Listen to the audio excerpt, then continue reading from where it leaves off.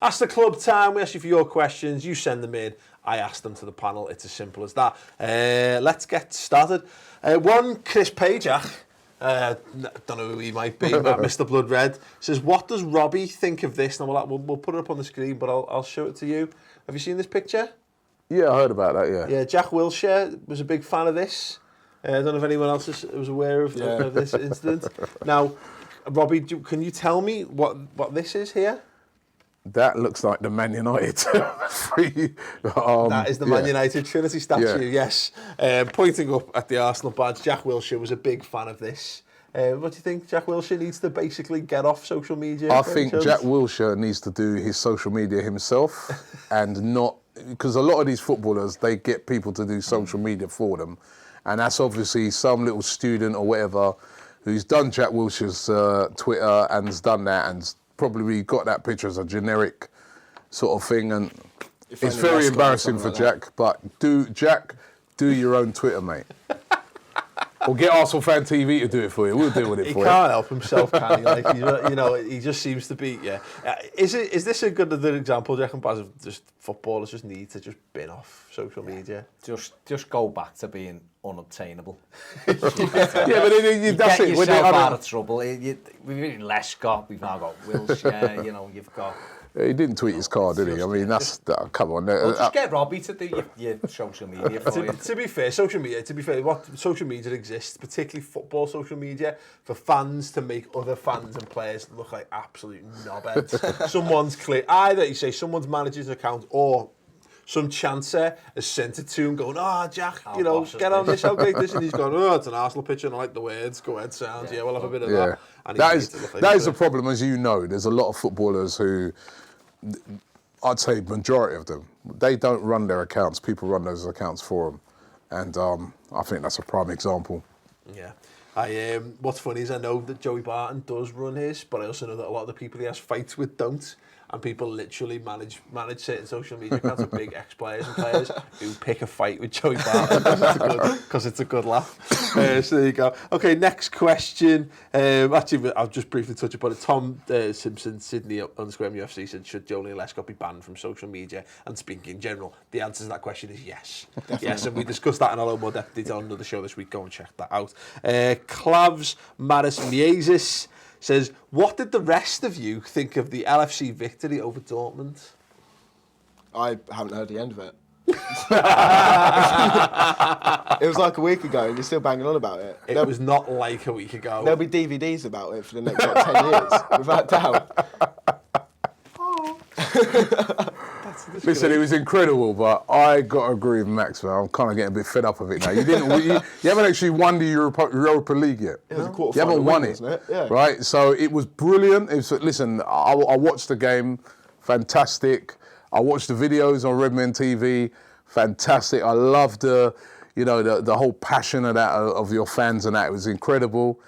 That's it now. It's done, bro. Oh, yeah. It's over, yeah? But listen, I've not seen it's you over. But you have WhatsApp messages, tweets. Come on, man. What games? When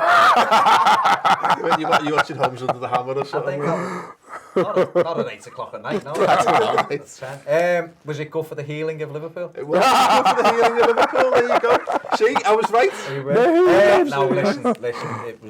It was an incredible result. I think, to be 3-1 down to Dortmund with 25 minutes left and to win is unbelievable. I just hope you get Kalina for the Villarreal game like we did. No, it was a fantastic result. Yeah. And credit where credit's due. I think that's it. I think I've seen people going, it was only the Europa League. And it's funny how a lot of the people saying they support teams that aren't in any European competitions right now, which I think is hilarious. But secondly, I think it was only a quarter final, but it's not about it's the manner of the win. Well, exactly. Yeah. You get this on. You always get this on YouTube comments, and it's people like, "Look at you celebrating!" Like it's just like we've not. Real football fans don't go, "Oh, I best think about the context of this game in order to determine my response to it." No, you just go fucking ape shit. Listen, it was incredible. Anybody who anybody who's gonna say those sort of things, yeah. you know, You've I'm got to sorry. There you was just an don't incredible. want anyone to have any fun anymore. No, That's what it is. Yeah. No one wants it. They're always there, ready to have a comment. We had a similar It's a thing game when of footy. When we had Everton at home earlier on in the league, obviously it was only a 3-3 draw. Fans were buzzing after that game. Yeah. Best atmosphere at We Stamford were- Bridge we I've were ever up. gone to, because you were, what was you? You were probably 3-1 up.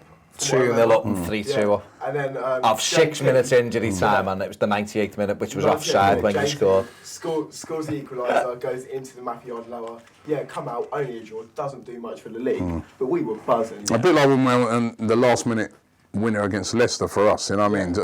So listen, anybody. Use a Bournemouth. We had the West Brom game when Klopp led everyone to think, you know, you have those The games, don't Bournemouth you, where one's a little bit different. use a Bournemouth when you went mad. Yeah, but then Bournemouth came back after. You're a troublemaker, you know that. He's devious. Celebrate. Get your DVDs out. DVDs. The AJ final. The healing. Just to clarify Like this. fucking Derek Acora. Just to clarify this, most people might not be aware of this outside of the City of Liverpool, but Everton did once release a DVD in the middle of the season. Aubrey, come get me that Liverpool victories over Everton. There's an Everton version of that like as well. You win every week. When Everton beat us in a game, one game in the season, they put the DVD out of that. Andy Johnson, did he score a hat-trick or did he score two? He scored two. They put a DVD out, the AJ I final. think it was just the fact that AJ scored 2.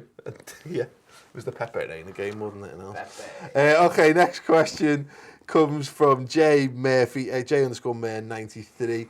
Will the new managers make the traditional big teams dominate next season? Now, we touched a little bit on this, and you don't think so? No, obviously, what we've seen this season, especially how competitive the league is, on their day, if any of the top teams fall off, even go down to like 80%, the other team could be clinical. Anyone in the league can beat anyone on their day.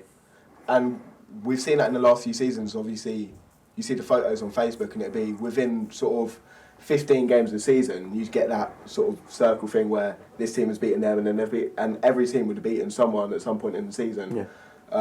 It's too competitive, and I think even with new managers, it can't be changed. I think the problem with that question, with the greatest respect to J_Mayor93, I don't know how you factor Man United into that, because Man United are traditionally one of the big teams. Until we know what they're doing in terms of the manager, I've got no idea what Man United are going to be like next year. I suspect if they keep Van Gaal, I think they'll struggle again. But however, they get Mourinho, Conte at Chelsea, Pep Guardiola at City. I'm sorry, I do feel that you know, Jurgen Klopp obviously at Liverpool, I do feel that the traditional sort of forces are going to be back next season, because those sort of managers, they ain't going to accept some of the things that have gone on from some of those teams this season. So I do feel there will be. We know Barry doesn't agree. Shut up, Robbie.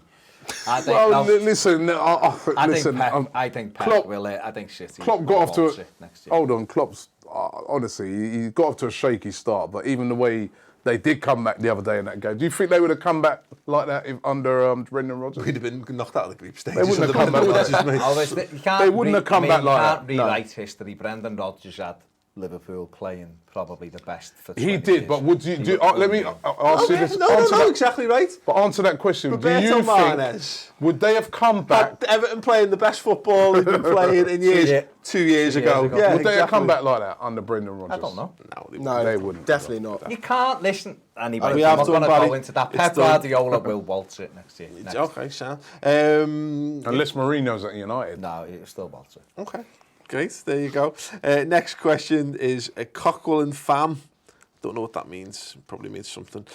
Why is Czech immune from criticism, Robbie? Made several blunders this season and nobody says anything. Hashtag, get on this. Oh no. Bring back Szczesny. Bring back Szczesny. We'll have you've check just- back, yes please. We'll have Czech. Hashtag. I will have Czech. Hashtag you're having a laugh. Czech's made like 2 errors, I feel, this season. First game In the of the first season, game yeah. against West Against Ham, West Ham. and yesterday, that was Czech's fault. And I can see where that guy's coming from, because if that had been Ospina, everyone would have been on his case. And I for one, I must have been the only person that was saying that I felt that Ospina should still be in the team. I don't think since he's come in for Czech got injured. Czech was playing brilliantly before that, but Ospina has not put a foot wrong. He's not been at blame for any of the goals. He's pulled off brilliant saves.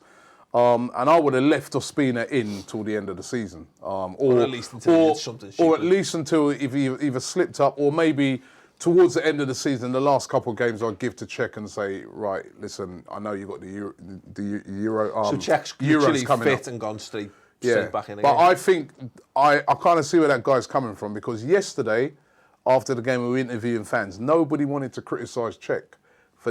Listen, he doesn't do it all the time. So that's one of the reasons why he's kind of immune, because people are like, we know that's not a regular, we know it's a one-off.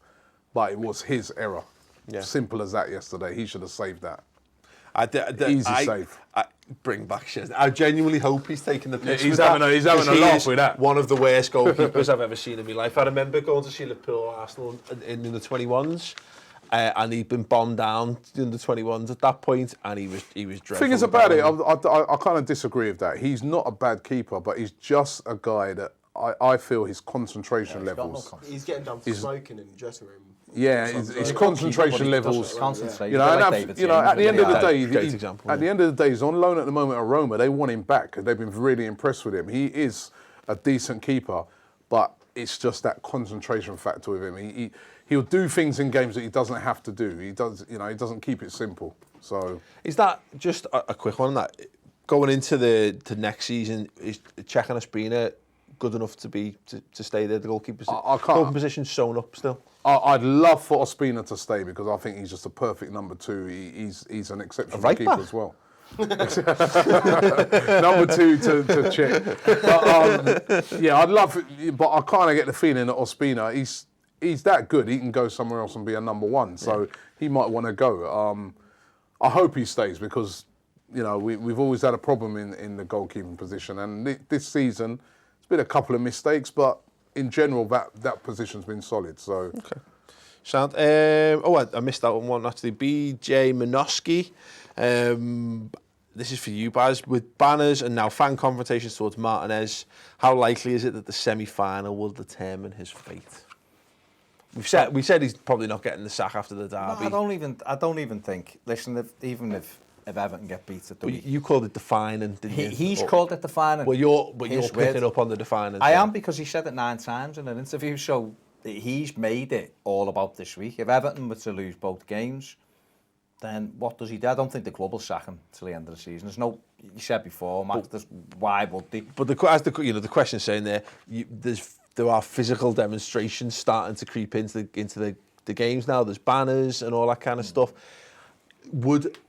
Are Everton mobilised enough as a fan base to be able to push that forward? Listen, I think the problem you've got, we've spoke about it on our channel, is that people don't really want to rock the boat too much at the moment, because there is this semi-final and everyone wants to be behind the team. If this week was to go wrong, then we may see a move towards people have had enough, or it seems that way, that a lot of people have had enough. And I think, it will be defining for him. If Everton were to win at the weekend, get to the cup final, obviously get to stay of execution. Is it enough for a lot of people? It'll be enough for some people. Yeah. Even if we win it, it'll be enough for some people to say, give it again. For me, it wouldn't be, regardless of what happens, I want him changed in the summer anyway. I want a manager with a vision. 3 years is long enough. If you're not doing it after 3 years, you ain't going to be doing it.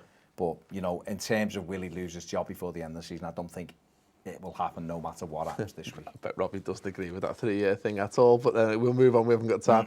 Aaron Huguru, he's a Chelsea fan anyway. He says, who stays and who goes at Chelsea next season?